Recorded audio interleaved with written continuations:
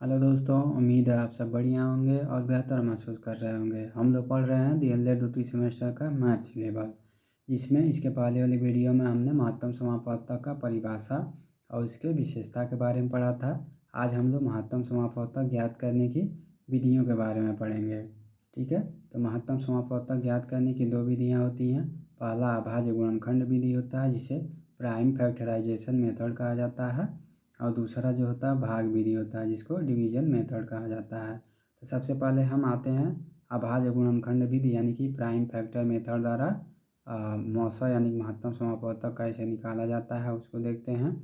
तो सर्वप्रथम दी हुई संख्याओं के गुणनखंड ज्ञात करते हैं, फिर सभी संख्याओं के उभयनिष्ठ गुणनखंड ज्ञात करते हैं। उभयनिष्ठ गुणनखंड ही दी हुई संख्याओं का महत्तम समापवर्तक होगा। ठीक है, अभी इसको हम क्या करेंगे, एग्जाम्पल के माध्यम से समझेंगे, जैसा कि नीचे दिया हुआ है। अब कह रहा है यदि एक से अधिक गुणनखंड उभयनिष्ठ हो तो उनका गुणनफल अभिष्ट महत्तम समापवर्तक होगा। ठीक है ना। सबसे पहले हम क्या करेंगे, दी हुई संख्याओं का गुणनखंड ज्ञात करेंगे, फिर सभी संख्याओं के उभयनिष्ठ गुणनखंड ज्ञात कर लेंगे। ठीक है, पहले तो संख्याओं का गुणनखंड ज्ञात करेंगे जितनी संख्याएं दी हुई होंगी। अब उन संख्याओं में जो संख्याएं उभयनिष्ठ होंगी, जो गुणनखंड उभयनिष्ठ होंगे, उनका क्या करेंगे, गुणनखंड ज्ञात करेंगे। फिर जो उभयनिष्ठ गुणनखंड होगा वही संख्या का क्या होगा, महत्तम समापवर्तक होगा। अगर आपको ऐसे नहीं समझ आ रहा होगा तो आइए हम एग्जाम्पल के माध्यम से आपको समझाते हैं। तो सबसे पहले हम संख्या ले लेंगे 384, 432 और 1200। इनका अभाज्य गुणनखंड ज्ञात करेंगे सबसे पहले।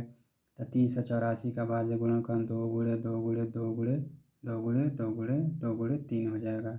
432 का 2 गुणे 2 गुणे 2 गुणे 2 गुणे 3 गुणे 3 गुणे 3 हो जाएगा। 1200 का 2 गुणे 2 गुणे 2 गुणे 2 गुणे 3 गुणे 5 गुणे 5। ठीक है, कहने का मतलब है यदि इन संख्याओं का गुणा करेंगे तो इतना आएगा, इन अभाज्य गुणनखंडों का गुणा करेंगे तो इतना आएगा, और इन अभाज्य गुणनखंडों का गुणा करेंगे इतना हो जाएगा। इस तरह दी हुई तीन संख्याओं का अभाज्य गुणनखंड ज्ञात कर लेंगे। फिर इन दी हुई तीन संख्याओं में जो उभयनिष्ठ गुणनखंड होगा उसको ज्ञात करेंगे। तो देखिए इन दी हुई संख्याओं में यह दो जो है उभयनिष्ठ है, इसलिए दो यहाँ लिख देंगे, गुणे का चिन्ह है गुणा लिख देंगे। इन तीनों में फिर दो उभयनिष्ठ है यहाँ लिख देंगे, यहाँ पे दो उभयनिष्ठ है यहाँ लिख देंगे, फिर दो उभयनिष्ठ है यहाँ लिख देंगे। ठीक है, अब यहाँ पे देखिए दो है, यहाँ तीन है, यहाँ तीन है, यह उभयनिष्ठ है नहीं, इसको छोड़ देते हैं। यहाँ पे दो है, तीन है, पाँच है, यह भी उभयनिष्ठ नहीं है। यहाँ पे दो है, तीन है, पाँच है, ये भी उभयनिष्ठ नहीं है। अब इसमें देखते हैं तीन दिया है, इसमें भी तीन दिया है और इसमें भी तीन दिया है। इन तीनों में तीन क्या है, उभयनिष्ठ है, इसलिए इन तीनों को लिख लेते हैं। अब यह तीन जो है इसमें है, इसमें नहीं है, यह तीन इसमें है, इसमें नहीं है। ठीक है, तो इस प्रकार जो उभयनिष्ठ गुणनखंड होते हैं उनका गुणा कर लेते हैं। जो गुणा प्राप्त होता है वही दी हुई संख्याओं का क्या कहलाता है, मौसा होता है। और सबसे बड़ी मौसों की विशेषता वह होती है कि जो मौसा उभयनिष्ठ गुणनखंड प्राप्त होता है वह दी हुई संख्याओं को क्या करता है, पूरा पूरा विभाजित कर देता है। जैसे कि इन दी हुई संख्याओं का मौसा 48 आया है, अतः 48 इन तीनों दी हुई संख्याओं को क्या करेगा, विभाजित कर देगा। ठीक है ना।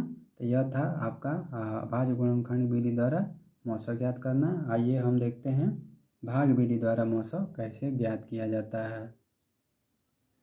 तो भाग विधि द्वारा मौसा ज्ञात करने के लिए सबसे पहले हमको कुछ नियम हैं जिनको पढ़ने आवश्यक होते हैं। तो पहला नियम है, सर्वप्रथम दी गई संख्याओं में से कोई दो संख्याएं लेते हैं। ठीक है, तो अगर दो से अधिक संख्याएं दी गई हों तो उनमें से कोई दो संख्याएं लेंगे। इन दोनों संख्याओं में से बड़ी संख्या को छोटी संख्या से भाग देंगे। ठीक है, तो जब दो संख्या ले लेंगे तो उसके बाद तय करेंगे कौन सी संख्या बड़ी है कौन सी संख्या छोटी है। जो छोटी संख्या होगी उससे जो बड़ी संख्या होगी उसमें भाग देंगे, जो शेष आता है उससे प्रथम भाजक को भाग देते हैं। ठीक है ना, यानी कि जो शेष आएगा वो उससे प्रथम भाजक को भाग देंगे। अभी हम इसको उदाहरण के माध्यम से समझेंगे। फिर दूसरा करा, पुनः जो शेष आता है उससे द्वितीय भाजक को भाग देते हैं। ठीक है ना, पुनः जो शेष आता है उससे द्वितीय भाजक को भाग देते हैं। यह क्रिया तब तक जारी रहती है जब तक का अंतिम शेष शून्य नहीं हो जाता। ठीक है, तो और इस प्रकार अंतिम भाजक ही दी हुई संख्याओं का मौसा होता है। तो जो अंतिम भाजक संख्या को शेषफल शून्य ला देगा वही क्या होगा, संख्या का मौसा होगा। और पाँचवा है आपका अब इस मौसा से बची हुई शेष संख्या या संख्याओं का मौसा यानी महत्तम समापवर्तक ज्ञात करते हैं।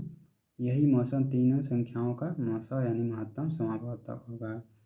अब कह रहा कि संख्याओं 1435, 1085 और 2135 दिया हुआ है। इनका महत्तम समापवर्तक ज्ञात करने के लिए सर्वप्रथम क्या करेंगे, कोई दो संख्या लेंगे। ठीक है, तो यहाँ पर दो संख्या हमने 1435 ले लिया और 1085 ले लिया। अब दूसरा विशेषता क्या बताया है कि छोटी संख्या से बड़ी संख्या में भाग देंगे। तो देखिए, छोटी संख्या से बड़ी संख्या में भाग दे रहे हैं तो एक बार में जाने पे शेषफल हमारा 350 आ रहा है। ठीक है, अब क्या बताए थे, भाग देने पर जो शेषफल आता है उससे प्रथम भाजक में भाग देते हैं। तो प्रथम भाजक को यहाँ लिख देते हैं और जो शेषफल आता है उससे भाग देते हैं। देखिए 3 बार में जाएगा, फिर हम घटाएंगे तो यहाँ पर शेषफल 35 आएगा। फिर हम क्या करते हैं, जो दूसरा भाजक शेषफल आता है उसमें हम दूसरे भाजक से क्या करते हैं, दूसरे भाजक में भाग देते हैं। यहाँ पे जो दूसरा शेषफल आया था उससे हम दूसरे भाजक में क्या किए, भाग दिए 10 बार में, तो यहाँ पे 0 0 0 आ गया। ठीक है ना। तो इस प्रकार संख्या 1085 और 1435 का जो मौसा था वो कितना आ गया था, 35 आ गया था। ठीक है ना। तो यहाँ पे देखिए 1085 में पहले हम भाग दिए तो 1 आया, फिर से यह पहला शेषफल था, पहले शेषफल में हम क्या किए 1085 में भाग दिए तो 3 बार में कटा, 35 शेषफल आया। फिर 35 से हम 350 यानी दूसरे भाजक में भाग दिए तो शेषफल क्या आ गया, 0 आ गया। इस प्रकार 1085 या 1435 का मौसा जो था वह 35 आ गया। ठीक है, अब दूसरा पद देखते हैं। 3 अंकों का संख्या दिया है, 3 संख्याओं का मौसा, तो इसमें 2 पद होते हैं। अब कह रहा शेष संख्या 2135 तथा पहली 2 संख्याओं से प्राप्त मौसा से मौसा प्राप्त करते हैं। तो पहली संख्या का मौसा क्या था, 35 था। अब क्या करेंगे, 35 से तीसरी जो शेष संख्या है उसमें भाग देंगे तो 61 बार में 6 बार में कटेगा, 210 आएगा। घटाएंगे तो यहाँ पर रिमाइंडर 3 आएगा, 5 को उतार लेंगे। ठीक है ना। अभी 35 आ रहा है, फिर एक बार में भाग देंगे, 35 से कम 35 हो जाएगा, शेषफल 0 आ जाएगा। ठीक है, तो इस प्रकार 35 से यह भी संख्या पूरी विभाजित हो जा रही है। इसलिए 35 जो है दी हुई संख्याओं 1435, 1085 और 2135 का क्या होगा, मौसा होगा। ठीक है, अगर नहीं समझ आया होगा तो एक बार हम फिर अच्छे से आपको समझाते हैं। जैसे कि पहला एग्जाम्पल दिया हुआ है, यहाँ पे एग्जाम्पल यही है कि 1435, 1085 और 2135 का मौसा भाग विधि द्वारा ज्ञात करना है। सर्वप्रथम दी हुई 3 संख्याओं में से कोई 2 संख्या लेंगे। तो हमने 1435 और 1085 को ले लिया। ठीक है, अब क्या करेंगे, तो दी हुई संख्या 2 संख्याओं में छोटी संख्या से बड़ी संख्या में भाग देंगे। तो देखिए भाग दिया हमने, एक बार में गया, शेषफल इतना आया। फिर पहले शेषफल से पहले भाजक में भाग देंगे, तो पहला भाजक यहाँ लिख लिए, 3 बार में गया, शेषफल इतना आया। फिर दूसरे शेषफल से दूसरे भाजक में भाग देंगे, देखिए 10 बार में गया और 0 0 आ गया। तो इस प्रकार जिससे संख्या पूरी विभाजित हो जा रही है वही संख्या का क्या हो रहा है, मौसा हो रहा है।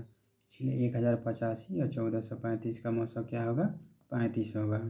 अब दूसरा पद क्या कह रहा है, अब शेष संख्या 2135 तथा पहली 2 संख्याओं से प्राप्त मौसा से मौसा प्राप्त करेंगे। यानी कि पहली 2 संख्याओं का जो मौसा होगा उससे हम तीसरी संख्या में भाग देंगे, देखेंगे पूरी विभाजित हो रही है कि नहीं।